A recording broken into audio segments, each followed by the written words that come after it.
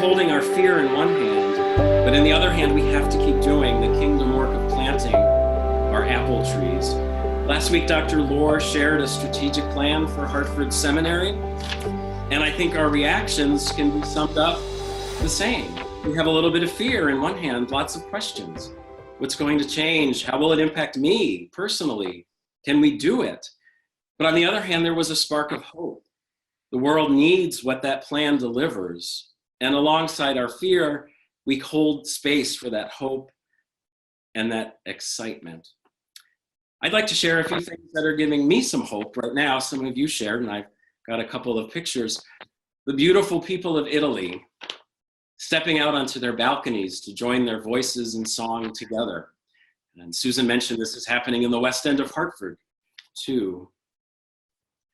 There's a professional photographer in Needham, Massachusetts, who is going around and from 6 feet away, taking photos of families on their porches, realizing that this is such a unique time, that families are spending time at home together and a chance to capture in photographs families being together.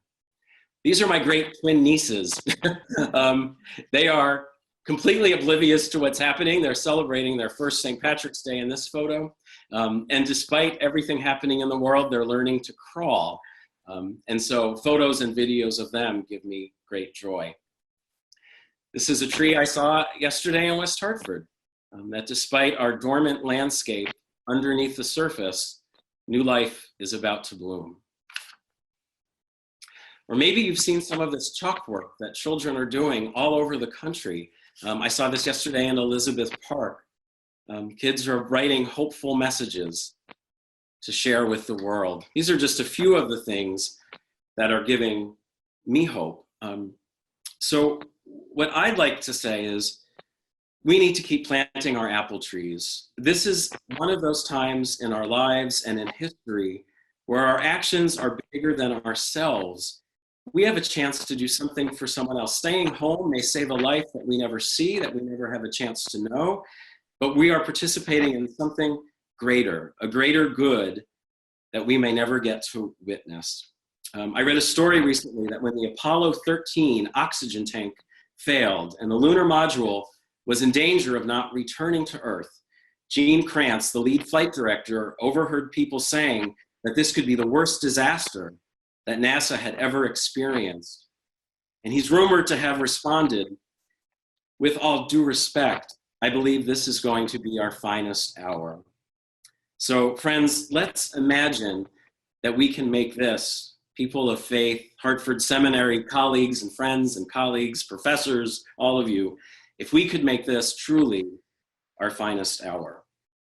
For indeed, our God is making all things new. Let it be. Amen. Oh, and I love this sign too. This came from a church in upstate New York. Just a reminder that we are taking things in God's time. I'm going to ask Gilani to unmute herself and lead us in a reading and activity that she has prepared for us. Hi, good morning. I'm Gilana. I'm going to share can I share a screen that I have that has some quotes? I think you have to stop sharing yours in order for me to share something from my computer. There we go. Okay, great, thank you. So I have two quotes from Howard Thurman and then a song. One moment. Okay, so the first quote, okay, can you see this? Okay, so the first quote is about prayer.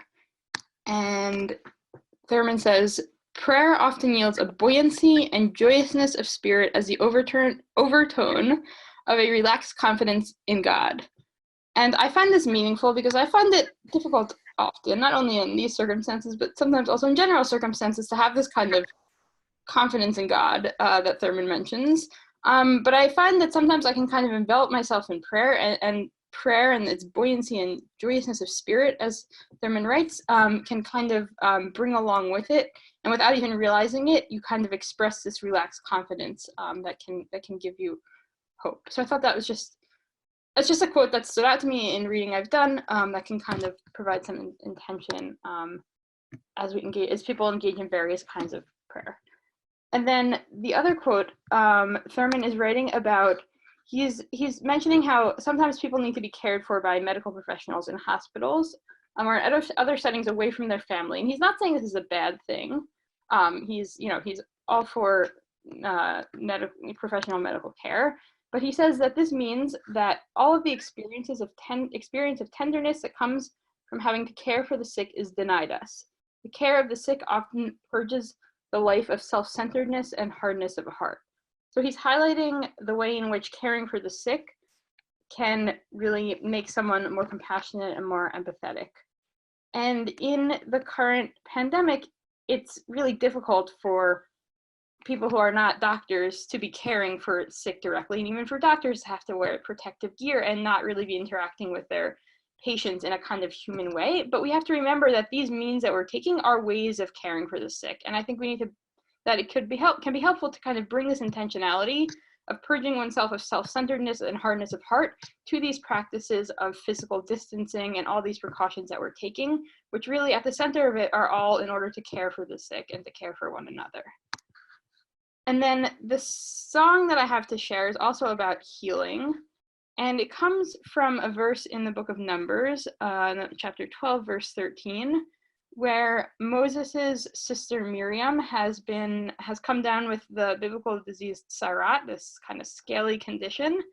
And Moses cries out to the Lord and says, "Oh God, please heal her." And those are the words of the song.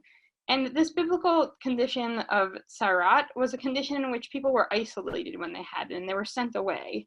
But in the case of Miriam, so the people are nomadic, the Israelites are a nomadic people at this point traveling through the desert.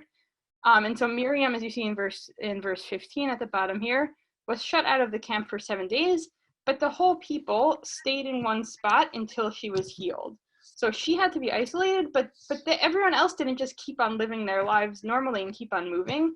They waited for her, and in this way, perhaps the whole world as a society isn't going to really move on from this moment until we're all healed. And all these actions that we're taking are for the sake of healing everyone. So this song that uses words from chapter 12, verse 13, I'm going to play. So I have the words here. It's Ana Elna Refana La, which just means please God heal her. And as you listen to it, you can feel free to hum along, muted or unmuted, your choice. You can also, or sing along the words. And it comes it was written by a group called Nava Tehillah, which is part of the Jewish Renewal Movement, and they're based in Israel.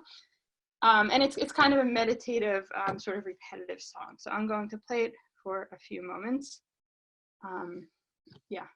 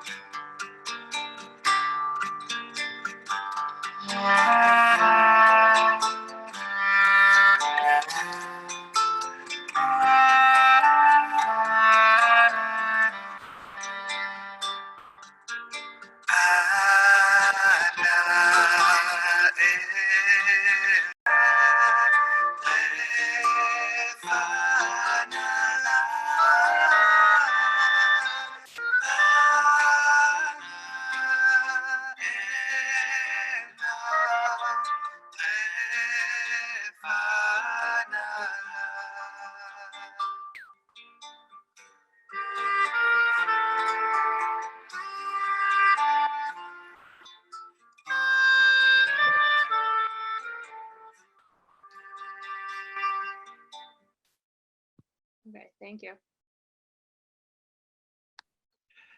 Well, I hope you all have enjoyed our first virtual chapel time as much as I have. So I just want to thank you all for spending time and being present. It has been truly a balm for me to interact with all of you and to see your faces and to have this bit of normalcy back to our lives.